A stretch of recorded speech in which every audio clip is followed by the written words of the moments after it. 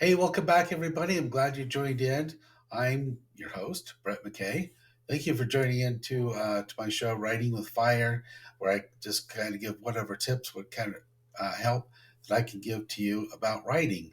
Hopefully, as we move on with this show down the road, I'd like to add maybe some interviews with some other writers, put some more top 10 lists together, whatever kind of fun things we can put together that would be interesting. And let me know. Give me some feedback and let me know what you'd like to see, or if you have any questions, or if you've written something that you would like me to look at and give you a little critique on. I'd be more than welcome to. Just go ahead and shoot me a message. And remember, if you haven't subscribed yet, please subscribe to my show. It would certainly help a lot. Um, as well as you can always be reminded, when the next show airs, and have a lot of fun with it. Anyway, I hope you're all writing out there. The other thing I'm hoping you're doing is reading. Still remember to read. You need to read a little bit every day, reading from your favorite author or your favorite type of books. Also branch out, read something out of the genre you generally do, because all these kind of things will help. You'll see lots of different words or different phrasing or different information or how that particular writer talks or writes. That can help inspire you, because I know in the beginning it can kind of feel like you're copying, like, let's take Stephen King, for instance, or John Grisham, or, you know, whatever your favorite author would be. And you love them so much you want to write like them, and so you tend to start writing like them. And yeah, that's how it begins in the first, because you don't know where your voice is going to be, or how it's going to come out, not until you start to exercise it more and start to write more, and get it out there. And then pretty soon, one day, after all of a sudden, you'll just be kind of reading it and you go, wow, you know what, this is a different voice, and this is my voice. And you'll be able to tell that. Other readers will be able to tell that. I know that now that I read my books, I can say, oh yeah, that's me. Errors and all, whatever, but that is me. That's my cadence in there, my rhythm. I like to write fast. I like my books to move fast. I don't stay on certain things too long. I like to stay on things long enough for it to sink in, and if I need to pay more attention to something, of course. Um, but my books tend to not, stretch out for too long. Uh, Maybe in the beginning it starts out really long, but in the editing process, I take a lot out because I really want to trim it down and make it something that book just moves. Nowadays, people have a short attention span. We want stuff to move. So when we're reading, I feel the same way. If it's not grabbing me off the first page or that first paragraph or even first sentence, then it's hard to get into. And if someone is taking a long time, like, 10, 15 pages to describe a house or a tree, or, something like that, I just tend to lose interest. And I think a lot of people do. There are writers that can do it so well that it can be engaging. As long as whatever you're writing is engaging, then great. Let's work with it. Just And sometimes it's hard for ourselves to tell whether what we've written is really engaging or if it's really working. That's why it's so important to get someone to help you, someone that's on the outside that can look at your work and give you some honest critique. And then that can kind of help direct you and where you need to go. Um, so today's lesson, what I wanted to do is I wanted to go back. I wanted to tell my journey. I don't know if I have so much yet here, but I wanted to tell my journey from right from the start, in hopes that maybe that can either inspire you or you can learn something from that, or if anything, you could feel like I'm not alone. So let me just, I forgot to turn my phones off, so I'm going to make sure I do that. Don't need to be interrupted by anything. So let me do that. So yeah, when I started writing, uh, I was 12 years old. But even before that, I can go back to I was in kindergarten. I remember a particular Christmas. I really wanted this toy really bad, and it was a Snoopy drive-in theater. It had a little Snoopy in a car and Chipmunk. What is that little bird's name? Woodstock. Yeah, Woodstock's sitting next to him in the car, and they're parked in front of this big screen. And what you do is you put a movie like this movie cartridge in there, and then you wind it like that, and then the movie plays out for you. There was no sound with it or anything, but I asked for that for Christmas. I was so excited. I ran down those stairs before I was supposed to, and found that. And I was so excited about it. It's really one of my favorite childhood toys, but also tells me how right from the get go, I was just enthralled with movies, any story, any adventure, anything along that line. So the movies, of course, were always the first love. And then as I grew older, and reading books, of course, Dr. Seuss probably was the first. Run, Dick, see Dick Grant Run, or Dick and Jane, those kind of books, whatever. Um, I've always really liked books. Of course, my mom loves to read books. I probably get that a lot from her. I know my grandpa does. He read a lot of Louis L'Amour books, and so a lot of the first books I read were Louis L'Amour. I'd always go over to my grandpa's house because he had them all. They were stacked in his basement, and he always let me pick out one or two of them, take them home and read them. When I was done, then I could bring them back and exchange them for another one or two. And I really enjoyed that. It was a lot of fun. I think what caught me first is the great covers on those westerns. The some of the cover art that they put on those Lynn Moore books are really good. And I love westerns. That's at the root of my heart, my passion. I grew up watching them. I grew up reading them. So there's always a little bit of that western flair in there for me that I love. So I wanted to write, like Louis Moore. He was kind of my first love, and then I was 12 years old. Let's see, I was in sixth grade. Yeah, so I know for sure it was sixth grade. I'm not sure if I was 11 or 12, but it was around there in sixth grade because I was in English class, and I remember the assignment was to go home and write just a little story, just kind of a little short story, a science fiction story. Actually, I'm not sure if it was science fiction. I know I wrote a science fiction one, but I don't know if that was the theme. But either way, I went home. I had this great story idea. I had this whole city in my head. I had these like flying ships that would fly through these tube highways throughout the whole city, and I had all these little mechanical robots and just so much in my head that I wanted to get that all on the page. So I wrote the story and I drew some pictures along with it, and I turned it in. And I'll never forget the day. So all the assignments are turned in. The teacher comes in front of the class, and she spotlights me with that story. She said that I got to just read this story to everybody.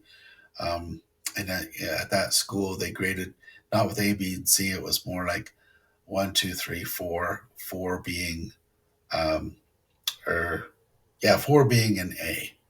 Well, she gave me a five, which there was no five, but meaning, that was even above an A. And so she read it to the class. And then afterwards, she gave the whole class another assignment. She says, okay, now I want everyone to get into groups, break out into groups, and put together some kind of a little stage play of a science fiction story. And, I didn't have any friends in that class. But all of a sudden, everybody just turned and they wanted to be in my group. So for a quiet boy like myself, who didn't really have any friends, it was really thrilling for me to all of a sudden be the attention. A lot of kids wanted to be in my group, and of course, we put together a terrible, terrible play that did not go off that well. But it was a lot of fun, and so that really struck to me. So, again, mad props to teachers. The teachers are our first mentors in life, and they they just deserve so much more respect, and quite honestly, probably a lot more money too. So anyway, that was my beginning, and after that, I caught the bug. I went home, and because westerns were really, once again, like I said, what I was reading and what my passion was about, I wrote a short story called "The 10 Steps to Death." Meaning, it was the old showdown on Center Street or Main Street, where two cowboys would face off, and they'd walk 10 paces, turn around, and shoot. So it was that kind of a story. That was my very first short story, and and I just continued to write from there. I ended up writing, and of course, I love action movies, so I was writing a lot of action stories. Um, and of course, I love Chuck Norris movies, Eye for an Eye, you know, um, Forced Vengeance, all those kind of things. And all of his movies were all about revenge and action and getting those bad guys in the end. And even though they've killed your girlfriend and they've killed your dog and they've burned down your house or whatever, um, and he goes after and exacts revenge on him. So a lot of my stories were kind of like that. So the next story was a little bit longer, had a little more meat to it, and this story was called Cold Vengeance. So very much a lot like the Chuck Norris movies, but this one, because I was in junior high, I picked the I picked the main character. He was junior high. He may have been high school, but somewhere in there. And the police came to him and they asked him if he would go undercover for them, so they could break up a drug ring that was going throughout the school. And so here's this high school kid going through and getting all this information, getting into trouble with the bad guys, and of course becoming the hero at the end. Did I know that a few years later they would make a TV show called 21 Jump Street, off a very similar theme as that story. And you know what? That told me, they're like, I'm not saying they stole my idea or that I did anything with that show, but it told me that, hey, maybe I'm onto something. Maybe some of my ideas are a lot like maybe some other ideas, or they could actually work out there in Hollywood. So I continued to write. I wrote what A Burst of Fury. That was my Rambo story. Um, let's see, what was a oh, the main character's name was Logan Robbo. Obviously, much like Rambo, I love the Rambo movies, and so that was my Rambo. Of course, his name was Robbo. Very similar, kind of silly, but it started honing my craft, and I would write that in there. And, I was reading a lot more action stories as well. Um, the Survivalist, I remember those series of books. And, what was that one? Don Pendleton, that writer, I was reading a lot of his stuff, and I liked how he wrote action. And then, of course, it just continued. And it wasn't until, well, movies were coming out, and I remember uh, Children of the Corn came out. I wanted to see that movie so bad. I was still young I couldn't go into an R-rated movie, and my mom's not going to take me to go see it. I didn't have any adult that's going to take me to go see that show. So this is what I do. I'd go buy the book. So I bought the book, which was Stephen King's collection called Night Shift, and it was a collection of his short stories, and he had Children of the Corn in there, of course. And that book, I believe I mentioned this last time on my top 10 list. It still is number one for me.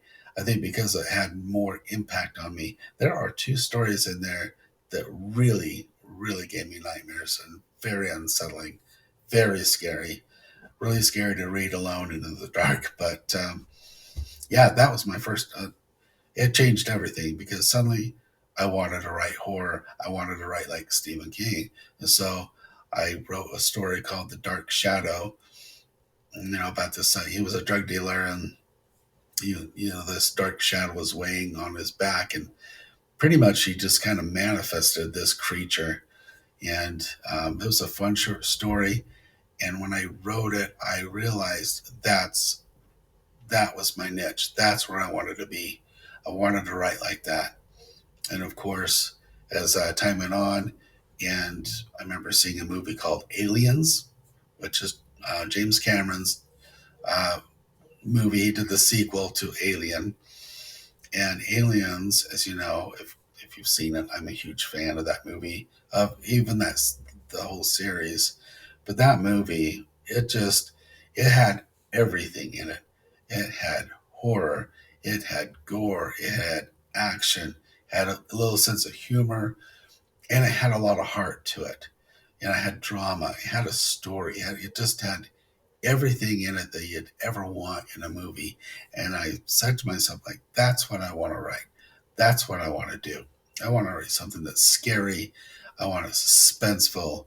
I want horror. I want creatures. I want, whatever, so that's what I'm always striving for. And of course, I'm inspired by a lot of different things. And so not every story of mine is supernatural. Um, a Liberty Justice, for instance, is one, and but it's very suspenseful, very action packed, has a lot of drama in it. But so far, of my published works, that is the only one that's not doesn't have some element of supernatural to it. And of course, I love creatures. I love all those kind of different things. And my goal is always to try to come up with something original. And it's pretty impossible to come up with anything completely original these days. Pretty much everything has been touched on or done. But what you can do is you take something that inspires you, you twist it a bit, and you turn it into your own. And that's where you get the originality today. When it's told through your voice, through your vision, that's where you get the originality. So, yeah, be inspired. Watch movies, read books, and let those things inspire you, and follow those, and pretty soon, you're writing and you're writing, and soon you have your own voice, and you know how it works, and you tell the stories you want to tell. And my favorite stories are mine because they end the way I want them to end. They go the way I want them to go. I write exactly what I want to see or what I want to read about. A lot of books out there. Of course, there are books written much better than mine that are fantastic, and even have fantastic endings and whatever. But there's a lot of them that, man, I was really upset with that ending, and I'd want to. I always say, well, if I was writing that, I would end it this way or do that or whatever.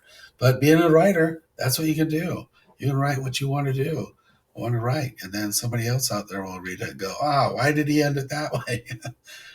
But that's a pleasure being able to write, and I find a lot of joy in it. I know a lot of people look and go, "Why do you write? That's a lot of work." And yes, it is a lot of work. It is hard work. It is hard to get to the point where you are writing not just good fiction, but that it's a cohesive story, that everything works, it's edited correctly, it shines, it's, concise, and because I think even in the very beginning, I had great ideas, and I had, some good elements of writing in there, but you are not to the stage where, I mean, I would be embarrassed if I just flat out took those and published them right now. I mean, it'd be like, who who wrote these?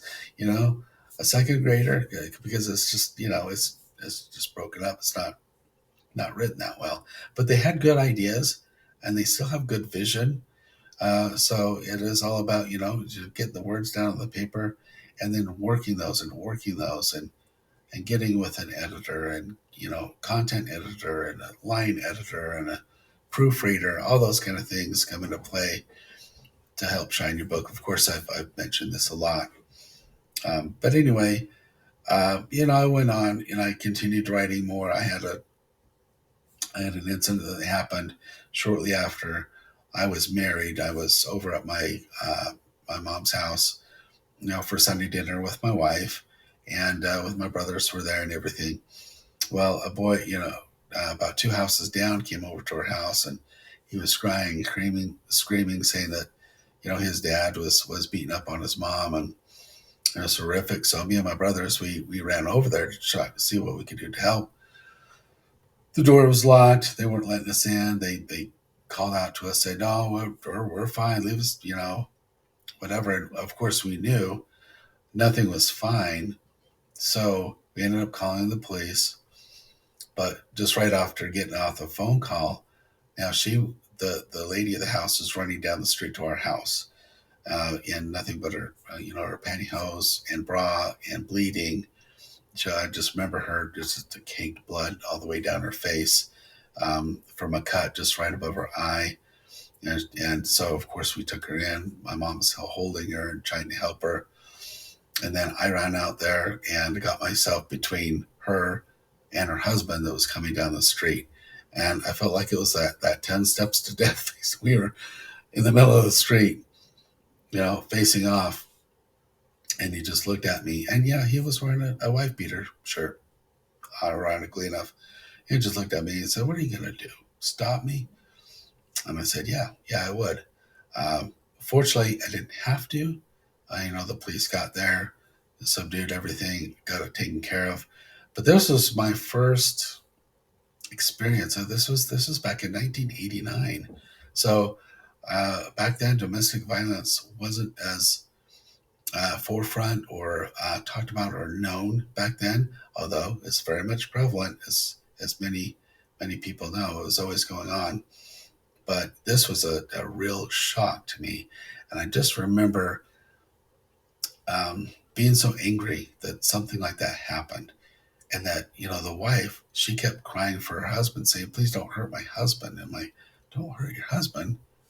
I'm watching, I'm looking down, there's a broken, bloody phone in the front yard that he used to beat her with. So I was really perplexed by that. And of course, he just spent the night in jail and he was released the next day, just to do it all over again.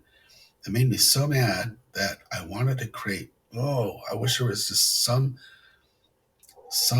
creature or some being that could, come in and exact revenge on that and make things right and basically balance it out like an equalizer. And so, yeah, I created sort of a superhero. Yeah, I'd say it's kind of a superhero. So I wrote this book called The Rage.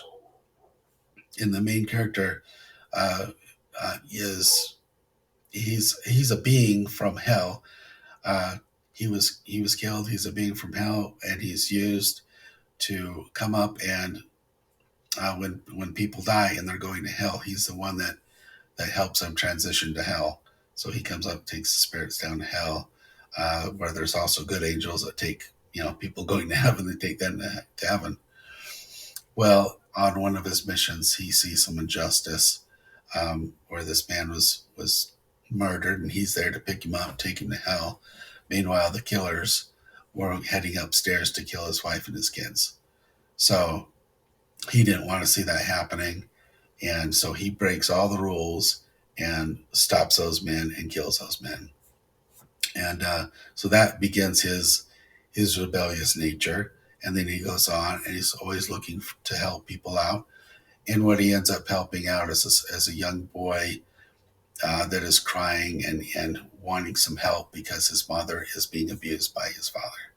And of course, that was all inspired by what happened, what I saw happen. And in domestic abuse, you'll probably see quite a bit of it throughout, traces of it throughout a lot of my writing, because I find it such an abhorrent act, and a frightful one. And I want to bring as much attention to something like that as much as I can as well. So I wrote that. I completed the whole story. It was long, and I was using this giant word processor that had to weigh like 70 pounds. It's huge. And it was all on floppy disk. So I had everything saved on floppy disk. And then my son, he was only 2 years old or so. He got in there. I was writing, I was inside. I didn't have an office. I didn't have really even a desk, sort of a desk. I had a little tiny cheap desk, and I had to put into our laundry room. So I was always in the laundry room next to the washer and dryer, writing away. That's where I'd find my space where I could get away and be quiet and write. Well, he had gotten in there, and he spilled apple juice all over, the floppy disk and everything, and I lost the whole story. And I just like, oh. Well, I ended up rewriting the story, and I think it even got better. So I was kind of glad for that mistake. And then I had uh, uh, he was a stepbrother that reached out to me, and he was working at a publishing house, and he wanted to help me. So I'm like, oh, this is great. So I submitted it to him. They gave me a contract. They were going to publish it. And well, just before it published, that business went under. They went bankrupt, and so there went that. So a lot of mishaps have happened along the way. I've had an agent that really didn't do anything for me, and then I took a writing course, where she was an agent. She ended up representing me, and I was helping her, being like an acquisition editor. I learned a lot from her, and she was great. She was really helping me. At that time, I was writing screenplays, so she was gonna, submit. She was submitting my screenplays. So she was trying to get that out there, but she ended up having some health issues, as well as I believe she lost her son, and it was devastating. So she had to take time off. Actually kind of retired there for a moment, for a time, and so that happened, and my books didn't go anywhere from there. I continued to write, but I'm trying to also put food on the table and take care of my family. So obviously, I'm working, doing my regular job, doing what I need to do, but I always had to write, and because it's just in me. I have to get out of my head. It's my creative space. It's a need for me, as well as it's a passion. But I really need to write, so I continue to write, and it took still several years before I even got to where I am now. I kind of went stagnant on trying to put my work out there because I had done so much of it. I'd gone so close and just so far away still. Well, I started reading Tony Robbins. If you know Tony Robbins, inspirational speaker, I actually love his tapes, and I was listening to a lot of his tapes. Well, they're probably not just even DVDs now, but I'm sure they're digital. Anyway, I got inspired by him, and he said, make a goal. Within 1 year, you'll reach that goal. If you make it now, keep it in your head. Start working towards it, and you'll find a way to do it. And so I did that. And oddly enough, throughout that whole year, I continued submitting and looking for things. And I submitted to an independent press called Damnation Games, or Damnation Books. And they wanted to publish my book, Damage Incorporated. I'm like, that's perfect. So they published it. That was my first publication. Put it on Amazon. I was so excited. I was ecstatic, but it went nowhere. I made maybe, I don't know, $3-5 total from that whole venture with that company. They ended up selling to another publishing house that I didn't want anymore. So in the transition, I chose not to sign with the new publishing house, and I got my rights back from Damage Incorporated. And then I ended up having my son redo the cover because the first cover was terrible. And my son, who's an artist, did the cover that you might see now. If you look it up, you'll see that kind of reddish skull on there with the snake coming through its mouth, and the knife and the arrow and all that stuff going through his head. And I really love that cover. And I rewrote a little bit of it, and I published it on my own, which you could do. You can publish anything on Amazon yourself, and it's really easy to do. It doesn't cost any money, but you do want to